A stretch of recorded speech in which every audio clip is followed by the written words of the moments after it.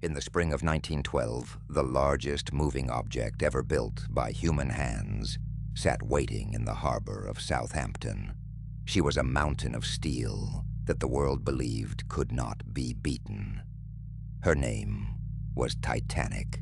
Nearly 900 feet of steel, steam, and human ambition stretched longer than any ship that had ever sailed. The newspapers called her unsinkable, and the world believed them. It was a single word that history would never let anyone forget.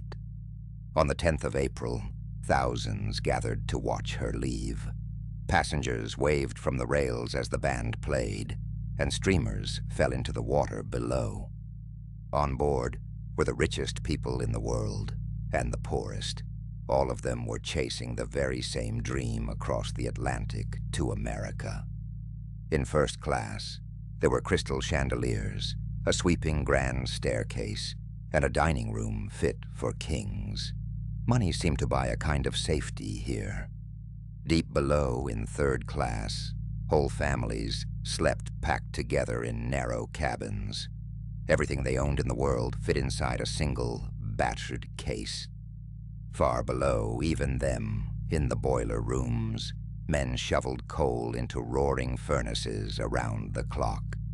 Their sweat kept the great ship racing forward. For 4 days, the crossing was calm and perfect. The Titanic was a floating palace, gliding across a sea as smooth as glass.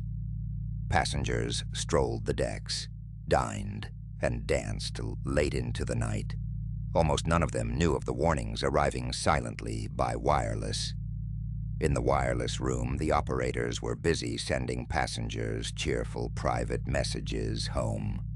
The machine buzzed with notes of love and business and gossip. But between those messages came a colder kind of signal. Ice warned one ship after another. Ice was drifting directly across her path. At least 6 ice warnings reached the Titanic that single day. Some were delivered to the bridge, and some were quietly set aside and forgotten. And still, the ship did not slow down. She raced on through the dark at 22 knots, dangerously close to her very top speed. Captain Edward Smith was making his final voyage before retirement.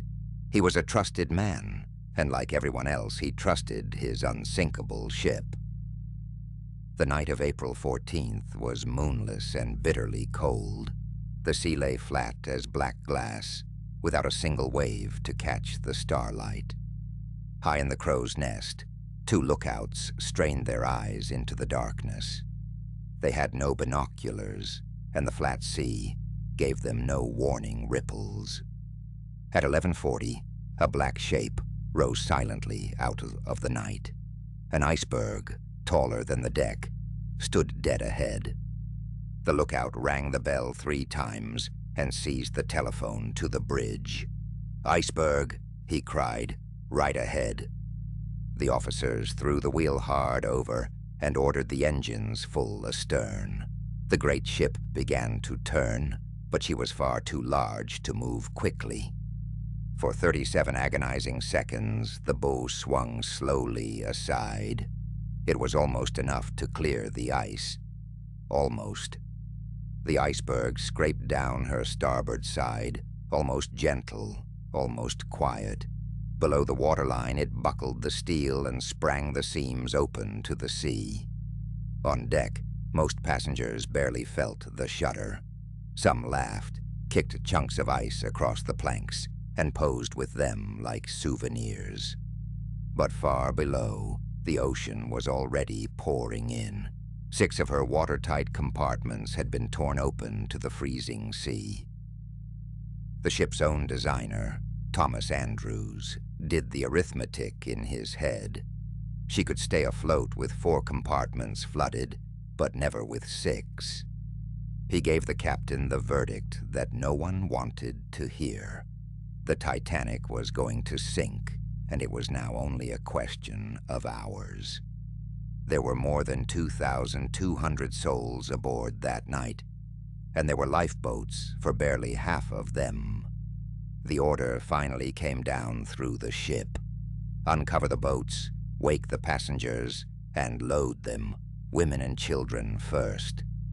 In the wireless room, the operators began tapping the call that would echo through history.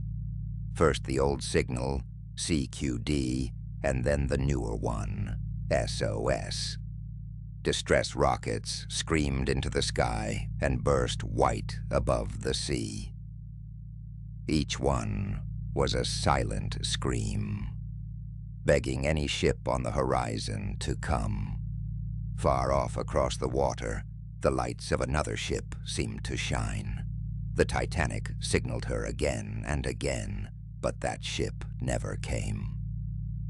The first lifeboat was lowered at 12:45. It was built to carry 65 people, yet it was let down into the dark with only 28 aboard. Many simply refused to leave. The warm, bright, steady ship felt far safer than a tiny wooden boat swinging above a freezing black sea. Husbands lifted their wives and children into the boats and then stepped back to wait. Many said their goodbyes without ever daring to say the word. In third class, far below, hundreds were still trapped in a maze of corridors and locked gates. They fought and prayed to find their way up to the boats. As the bow sank lower, the whole ship tilted forward. The sea crept up the grand staircase, one polished step at a time. And through all of it, the band kept playing. Calm, steady music drifted over a deck that was slowly sliding into the Atlantic. Thomas Andrews was last seen alone in the first-class smoking room. He stared quietly at a painting on the wall, his life belt cast aside on a chair. Down in the engine rooms, the engineers stayed at their posts to the very end. They kept the lights and the pumps running so others might have a chance. Captain Smith released his crew from their duties at last. "It is every man for himself now," he told them, and walked back toward his bridge. By 2 o'clock, the last of the boats had gone. More than 1,500 people were still trapped aboard the dying ship. The bow slid beneath the surface, and the stern rose higher and higher into the night. Soon the great ship stood almost vertical against the stars. Then the lights flickered once and went out forever. A perfect, absolute darkness swallowed the greatest ship in the world. With a deafening roar of tearing steel, the Titanic broke in two. The stern crashed back down onto the water, hung for a moment, and then began its own plunge.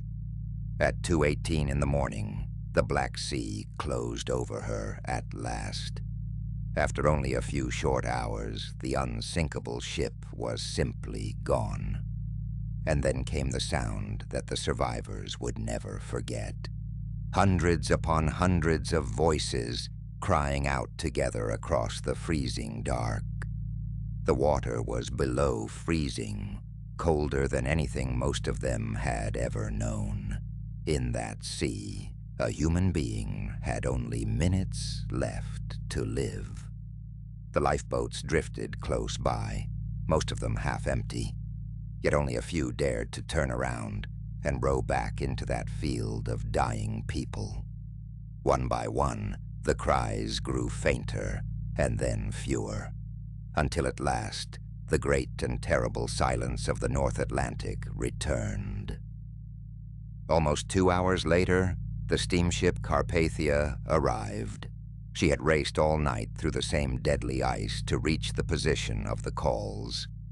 She found no great ship waiting for her, only lifeboats, scattered and small, across a gray sea littered with ice and floating wreckage. Around 700 survivors were lifted aboard and wrapped in blankets. They sat in stunned silence, staring back at the empty water that had taken everyone else. More than 1,500 people had died in a single night. The unsinkable ship had lasted less than 3 hours from the moment she struck the ice. The Titanic taught the world a hard lesson about pride and about the sea that answers to no one. Rules and lifeboats and safety laws were rewritten in her wake. She still lies there today, more than 2 miles down, in cold and total darkness. The greatest ship in the world, keeping her secrets forever.